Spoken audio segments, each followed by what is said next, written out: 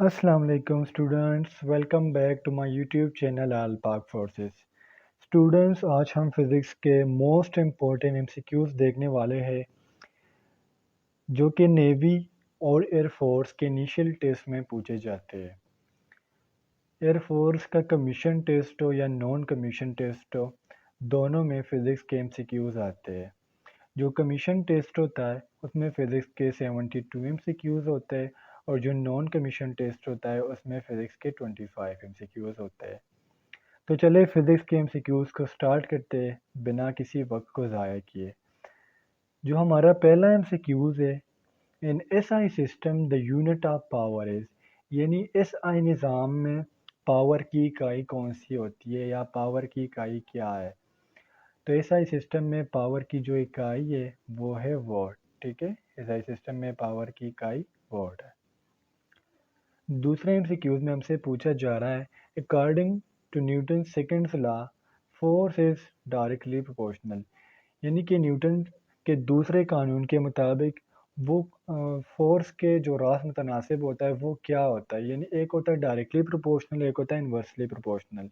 Directly proportional से मुराद ये, अगर एक चीज़ ज़्यादा होती है तो दूसरी भी ज़्यादा होगी, अगर एक चीज़ कम होती है तो दूसरी भी कम होगी। और इन्वर्सली प्रोपोर्शनल से मुराद ये, अगर एक चीज़ ज़्यादा होती है तो दूसरी कम होती है, और अगर एक कम होती है तो दूसरी ज़्यादा होती है। तो न्यूटन के सेकंड लॉ के मुताबिक force is directly proportional to acceleration. अच्छा, तीसरा एमसीक्यूज है, turning effect of body is called, जिस्म के घुमाने के असर को क्या कहते हैं। तो जिस्म के घुमाने के असर को हम टार्क कहते हैं। ये टार्क की एक किस्म की डिफिनेशन है। चौथा एमसीक्यूज है, which of the following statements are true या इज ट्रू, सॉरी। अच्छा, नीचे हमें कुछ मकदारें दिए गई है, इसमें कौन सा जो एक मकदार है या कौन सा हम कह सकते हैं कि स्टेटमेंट है वो कौन सा ठीक है। अच्छा, अगर हम पहले को देखें ये भी गलत है, दूसरा भी गलत है, तीसरा जो है A T is equal to V I minus V F, मतलब इनिशियल वेलोसिटी से फाइनल वेलोसिटी को माइनस किया गया है, तो ये भी गलत है। जो हमारा डी वाला ऑप्शन है, A T is equal to V F minus V I, तो डी वाला ऑप्शन हमारा करेक्ट है।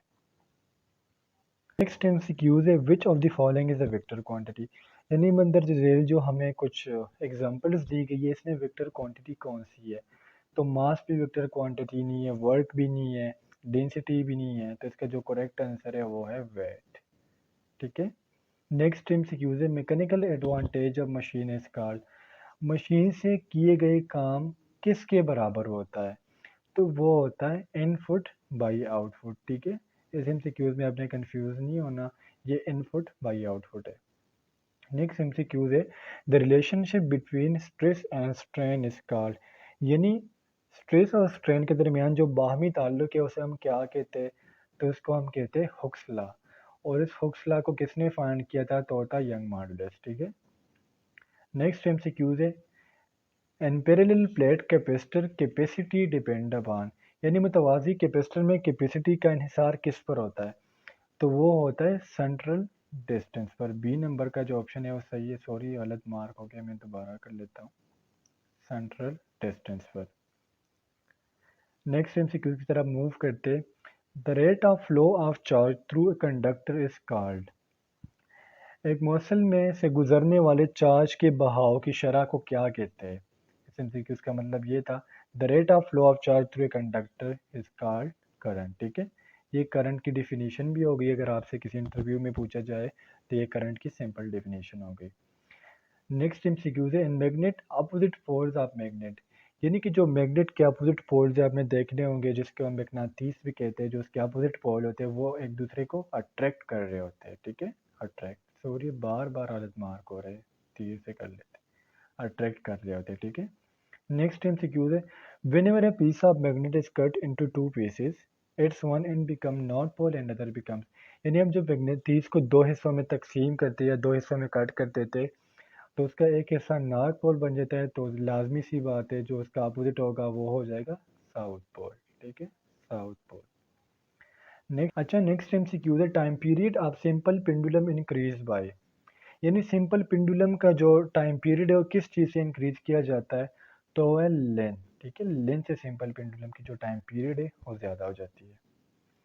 नेक्स्ट एमसीक्यू है लॉन्गिट्यूडनल वेव्स कंसिस्ट ऑन, यानी जो तूले मौजें होती है वो किस चीज़ पर मुश्तमिल होती है, तो वो होती है क्रेस्ट एंड ट्रफ यानी नशेब और फराज। ठीक है, नेक्स्ट एमसीक्यूज की तरफ मूव ऑन करते हैं। Density of water is minimum, यानी पानी की कसाफत किस दर्जा हरारत पे कम से कम होती है, तो वो है 100 डिग्री सेंटीग्रेड। ठीक है, 100 पर जो है वो वाटर की जो डेंसिटी है वो कम से कम होती है। नेक्स्ट एमसीक्यूज है an reflection ray of angle is dash the angle of reflection, यानी रोशनी का इनकास में जाविया और जाविया मुनकिस डैश होते हैं। तो इसका मतलब है कि मतलब रे ऑफ एंगल जो है वो एंगल ऑफ रिफ्लेक्शन के क्या होते हैं, अपोजिट होते हैं, मल्टीपल होते हैं, सम होते हैं या इक्वल होते हैं। तो इसका जो करेक्ट ऑप्शन है वो होता है इक्वल होते हैं। ठीक है, इक्वल होते हैं। अच्छा स्टूडेंट, ये था आज हमारे कुछ फिजिक्स के इम्पोर्टेंट एमसीक्यूज। 15 या 16 एमसीक्यूज थे, मोस्ट इम्पोर्टेंट एमसीक्यूज थे।